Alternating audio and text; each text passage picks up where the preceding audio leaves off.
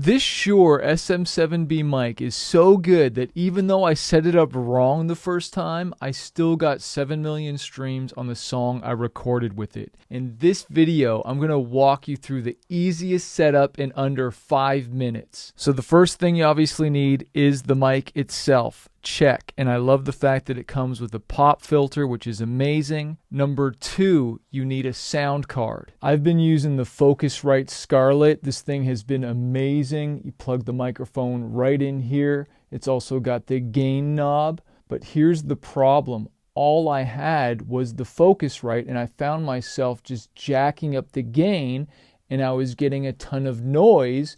And sometimes producer would be like, your vocals sound low, and I'm always having to put like this noise removal on some of my vocals when I'm even doing these videos, until I got number 3, which is this bad boy right here, and that's a Cloudlifter. You see, the Shure SM7B is a dynamic microphone that puts out a very low signal, so it's kind of like a whisper, it's quieting, and we use this Cloudlifter kind of like a megaphone to boost the signal before it hits your audio or your sound card, okay? So you get more volume without having to crank up the gain knob on my interface here. And so since we've done that, it's been incredible. So I get less hiss and less noise. There's a link to this underneath the video, which leads me to number 4. You need 2 XLR cables, male to female, okay? Because you're plugging from your mic into the Cloudlifter, and then you need another cable going from your Cloudlifter into your sound card,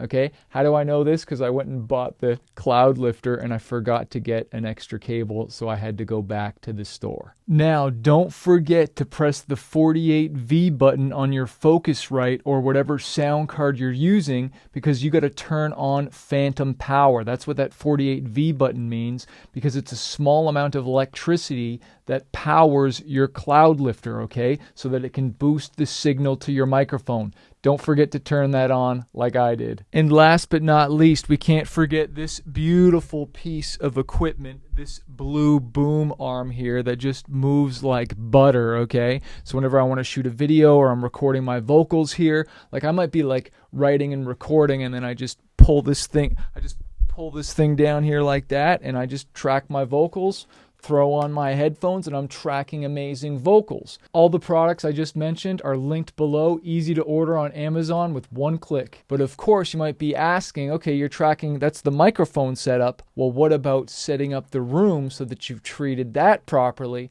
Well, that's why I made this video here, so you can have that list of equipment and setup.